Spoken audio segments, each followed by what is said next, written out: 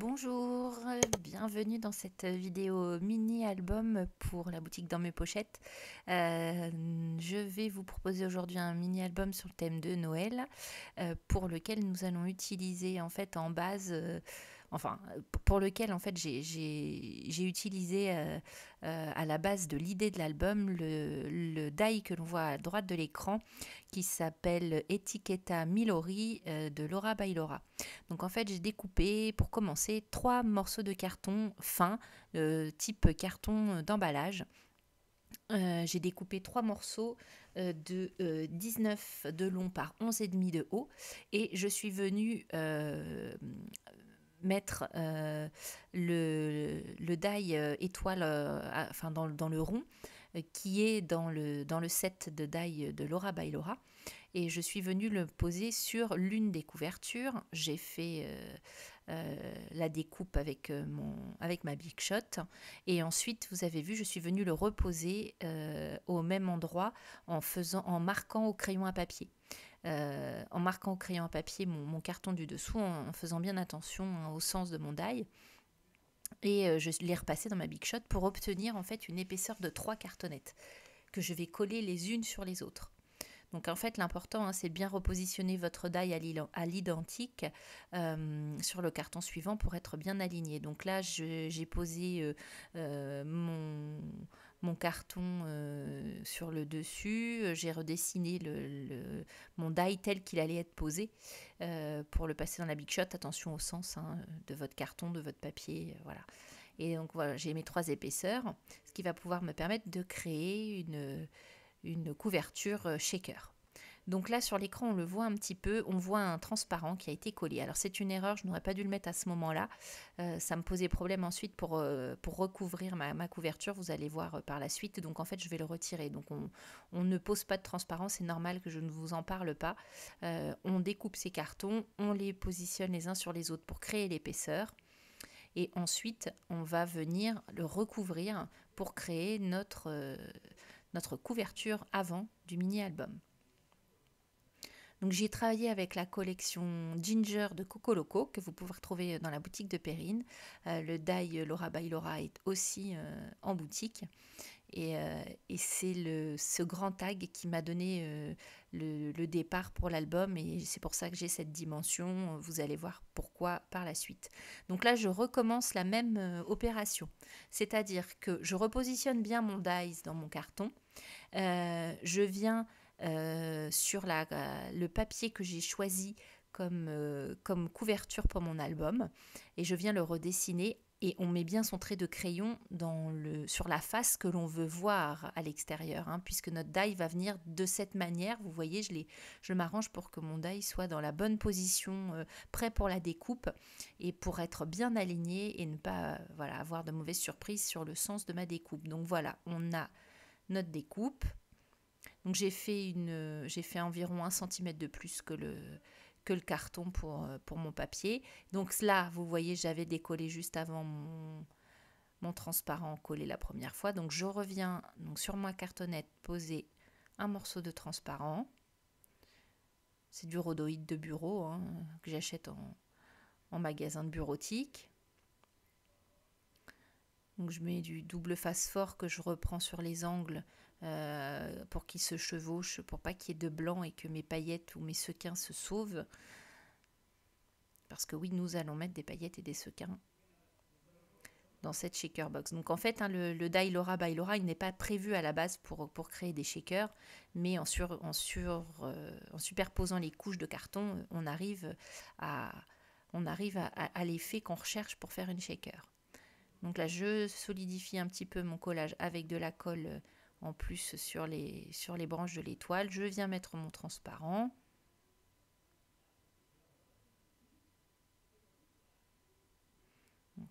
On applique bien pour avoir un bon collage, ça va éviter que les paillettes ne se sauvent. Et voilà, je viens poser ma couverture, mon papier de couverture. Et puis on va recouvrir notre couverture de manière classique, en rembordant les côtés opposés. Là, on est vraiment dans un schéma après tout à fait classique. C'était plutôt sur sur la création de cette épaisseur de couverture pour nous permettre d'avoir l'effet shaker recherché. Donc ici, je réutilise du double face pour coller. Je viens, c'est pareil comme tout à l'heure, renforcer sur les branches de l'étoile avec un petit peu de colle, avec un applicateur fin sur les tours aussi pour bien adhérer. Et je commence par coller mon étoile pour bien m'aligner sur ma découpe de carton. Donc on a bien, voilà, je m'aligne bien et ensuite simplement je retire le double face pour mettre mon papier. Et voilà, on a notre couverture, la couverture avant qui est prête.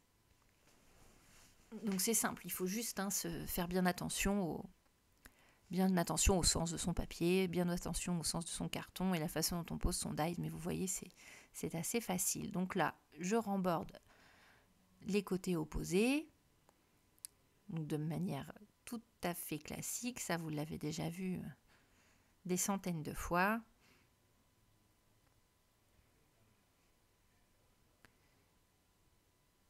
J'ai beaucoup aimé tout de suite cette collection de Coco Loco. Elle est vraiment très très jolie. Donc, dedans, vous avez 24 papiers dans le pack avec 12 designs. Enfin, vous avez 12 papiers, pardon, je vais y arriver. 12 papiers avec 24 designs différents. Voilà. Donc, je viens bien marquer mes plis, je remborde. Ça, vous l'avez souvent vu. J'aurais presque pu vous le couper au montage. Bah voilà, vous voyez, j'ai un peu raccourci pour que la vidéo ne dure pas trop longtemps parce qu'elle dure déjà pas mal de temps. Donc cet album, on va faire la structure ensemble aujourd'hui et puis je reviendrai dans une deuxième vidéo, un deuxième post sur le blog de Dans mes pochettes pour vous montrer la déco des pages. C'était trop long à mettre en une seule vidéo. Donc maintenant, nous allons remplir notre shaker. Donc je viens mettre quelques paillettes, je vais venir mettre quelques sequins en les répartissant dans les petits différents espaces. Et ensuite, je reviens faire comme tout à l'heure, poser du double face fort en couvrant mes angles en fait à chaque fois, comme tout à l'heure, exactement le même principe pour pouvoir accueillir mon transparent.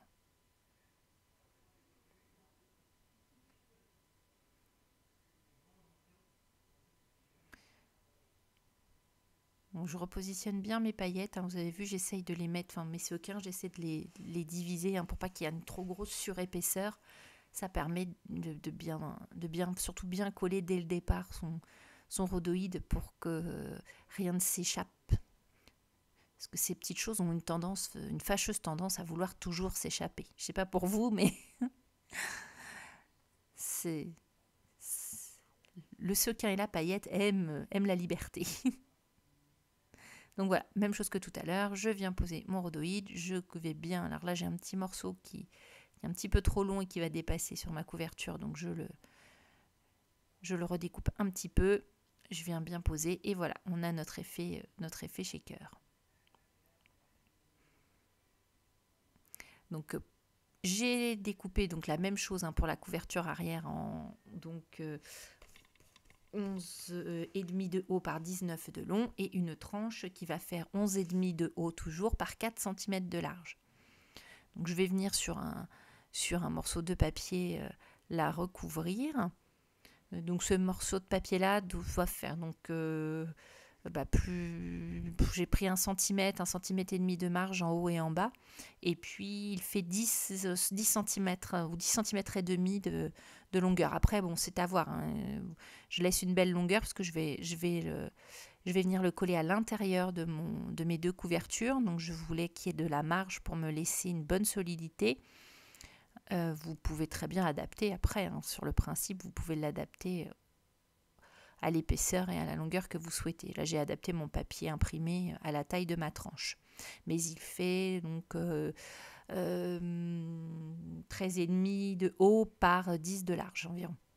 Donc je viens couper mes angles en biseau.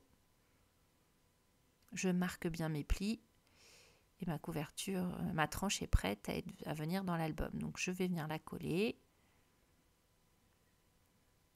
Donc je laisse 1 voire 2 mm au niveau du pli sans colle. Et puis après voilà, je viens le poser. Il faut bien faire bien appliquer pour que la colle prenne et que l'on n'ait pas de mauvaises surprises. Et voilà le montage qui va se faire. Donc j'ai recouvert ma tranche arrière. Je viens de la même façon recouvrir donc l'intérieur avec le même papier. Et là, j'ai découpé avec un die de chez Tonic Studio qui vous permet de faire cette reliure qu'on appelle Hidden Hinge. Je suis pas sûre de la prononciation. Vous trouvez le die chez Perrine. Je vous mettrai les références en description. Et je suis venue aussi découper des bandes dans un morceau de papier imprimé, le même qui m'a servi à recouvrir ma tranche à l'intérieur. J'ai découpé des bandes d'1 centimètre pour venir cacher en fait les bandes blanches de ma reliure pour avoir cette espèce de belle unité de papier. Et voilà donc mes grandes étiquettes découpées avec le die Laura by Laura. Et voilà la base de mes pages de mini-album. Donc j'ai découpé les grandes étiquettes. Et je vais venir faire un pli en prenant le haut du tag, juste au moment où le tag se forme. Et en fait, mes tags vont venir dos à dos, comme ceci, se mettre sur la petite languette de ma reliure pour former le corps du mini-album. Alors cette méthode-là, je l'ai reproduite dans plein d'albums. J'adore cette reliure, elle permet plein de choses, des ouvertures, des cachettes. Enfin, moi je suis fan de cette reliure. Et donc vous en avez plein sur la chaîne, notamment. Je vous mettrai éventuellement des petites en haut de l'écran, des petits liens de vidéos qui reprennent le même principe. Et donc vous m'avez vu coller mes petites bandelettes bien dans l'ordre sur ma reliure et ça donne cet effet très uniforme en fait. Je trouve que ça finit bien cette reliure, puisqu'après les languettes vont être cachées dans nos pages. Donc ça donne cette espèce d'unité de papier qui fait un petit effet assez sympa. Donc là, je viens sur mes couvertures intérieures qui font... combien font-elles ? Elles font quelques millimètres de moins. Elles font 18,5 par 11. Je viens mettre un morceau de calque dont je découpe la dimension à la taille de ma couverture intérieure, plus une petite marge qui me permet de venir coller pour créer une pochette. Donc j'ai marqué mes plis. Je viens couper les angles. Et je vais venir en fait coller ensuite ce morceau de calque. Là, je viens couper en biais dans mon massicot le morceau de calque et je viens la positionner sur ma pochette. Alors, j'ai pas de mesure à vous donner. Vous avez vu, je le fais pas à l'œil puisque je remesure par rapport à mon papier existant. Mais voilà ce que ça donne une fois recouvert. Il ne nous restera plus que les pages à créer. Donc les pages vont venir se coller dos à dos sur les petites languettes. Et donc là, le montage, c'est de coller dos à dos les deux plis, enfin les deux parties pliées de notre tag. Ça va nous faire comme un espèce de petit soufflet. Ça va permettre d'avoir une pochette plus facile à manier et où vous pourrez peut-être mettre même plus de choses. Donc voilà le mini-album avec la couverture qui est prête à être collée. Donc j'ai utilisé un alphabet Mintopia de la collection Diciembre qui vient de sortir, que vous pouvez retrouver chez Dans mes pochettes. Donc cet alphabet vous découpe le tour de la lettre et vous découpe aussi l'intérieur, puisqu'on récupère l'intérieur. Donc là j'ai utilisé les deux les deux parties. La boule, la petite suspension rouge cœur, c'est un die de chez Coco Loco de la collection Ginger. Et là, les petites cloches sont de la collection Ginger également, du set de die cut. Donc voilà comment va s'organiser ma couverture. Et la voici donc collée. Donc cet alphabet, il est vraiment extra. Il a vraiment un effet très très chouette. Et donc voilà ce que ça donne. Alors il y a un peu de reflet, c'est difficile de filmer le doré. Voilà l'intérieur, donc avec la pochette calque, les couvertures intérieures posées, la reliure prête, il n'y a plus qu'à faire les pages. Donc je vous montre un petit peu comment j'ai réalisé ma première page. Donc j'ai utilisé le set de la collection Volver de Laura by Laura qui vient de sortir également la collection de Noël de cette année avec le petit set de boules, donc qui a une forme de boule de sapin d'étoiles. Et puis j'ai également utilisé des tampons là c'est des tampons chiffres qui sont de la collection de l'année dernière de Norte y Sur et qui vous redonnent tous les chiffres du 1er au 25. Donc plutôt pour les calendriers de l'Avent, mais là du coup j'ai tamponné et embossé les deux 20 pour me créer 2020, parce que oui là je vais mettre des photos de Noël 2020 dans cet album. Donc je viens embosser en doré deux ronds avec le chiffre 20 pour venir décorer ma première page. Donc les voilà embossés. Par chance, j'ai une perfo qui découpe qui est à la parfaite taille pour les découper. Bon, sinon, ça peut se découper à la main parfaitement. Et je vais venir coller mes... Alors là, je vais chercher mon emplacement et puis ça va se mettre en place juste à la fin. Et je vais tamponner alors avec les tampons dans mes pochettes d'une des planches qui est sortie là pour Noël. Donc c'est la planche de December Daily de la boutique créée par Perrine. Donc, je viens de tamponner le mot Joyeux Noël et je vais venir avec le set de tampons étiquettes dans mes pochettes aussi. Créer l'étiquette autour de mon mot. Donc ce set de tampons, vous le trouvez dans la boutique de Perrine. Vous avez les entourages étiquettes, vous avez aussi l'intérieur qui vous permet de vous faire une différence de couleur entre votre tour et l'intérieur de votre étiquette. Et quasiment tous les petits mots, les mois que vous retrouvez sur les planches de tampons mensuelles dans mes pochettes ont une étiquette qui peut les accueillir. Donc voilà, là je cherche ma mise en page. Et puis, ça va se mettre en place. Voilà, tout simplement, chacun dans une des deux découpes. Un petit peu de mousse 3D pour mettre en volume. Et voilà. Petite astuce, j'y pense au passage. Lorsque vous utilisez vos tampons dans mes pochettes, notamment le tampon étiquette avec l'intérieur de l'étiquette, qui vous permet d'avoir une impression de votre tampon de manière pleine. En fait, vous avez tout l'intérieur de votre étiquette. Parfois, on n'a pas une impression de bonne qualité. En fait, utilisez votre tampon une première fois avec une encre, soit de la Stason, soit de l'Archival noir ou couleur si vous avez. Vous le tamponnez et vous le nettoyez. Et ensuite, votre tampon, il va acquérir une espèce de forme de perdre une forme de porosité, et du coup les autres encres telles que les Distress, Oxide ou bien même des encres différentes, je pense à quoi, par exemple les petits encreurs Casey-Art, et ben ça adhérera beaucoup mieux à votre tampon et vous aurez une impression beaucoup plus nette. Vous n'aurez pas ce petit effet goutte ou cet effet de tampon qui n'est pas plein. Donc là, on revient sur la page. Petite astuce donnée. Donc voilà, j'ai le verso de ma page. Donc j'ai utilisé un tampon, le North Pole. Là, ça vient de la planche de tampons de la collection Ginger de Coco Loco. J'ai découpé une petite étiquette dans le set d'étiquettes à découper.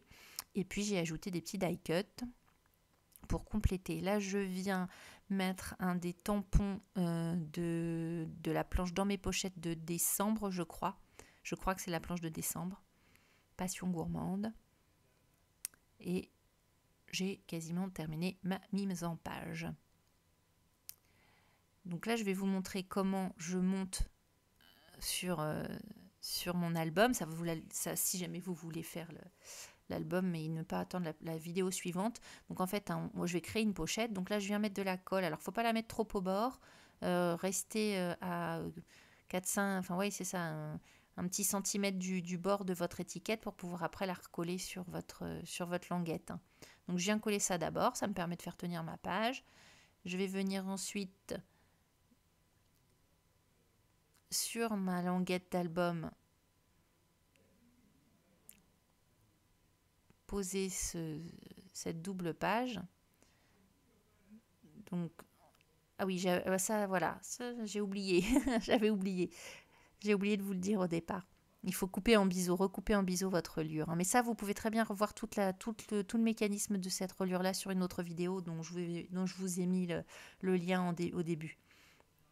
Et donc, on vient mettre sa page. C'est pour ça que je vous disais de laisser 1 centimètre sans colle ou sans double face entre vos 2 petites languettes que vous avez collées tout à l'heure pour venir après les appliquer sur la reliure et former ainsi notre première pochette. Alors vous n'êtes pas obligé de créer des pochettes, hein. C'est pas obligatoirement de nécessité d'avoir une ouverture. D'ailleurs, on va le voir dans le mini-album, je vais en laisser certaines ouvertes et d'autres non. Et voilà donc les premières photos de cette reliure. Et la première page que j'ai donc fermée en bas et à droite pour avoir une pochette. Donc j'espère que cette vidéo vous a plu. Je vous dis à très bientôt pour le deuxième volet et bon scrap.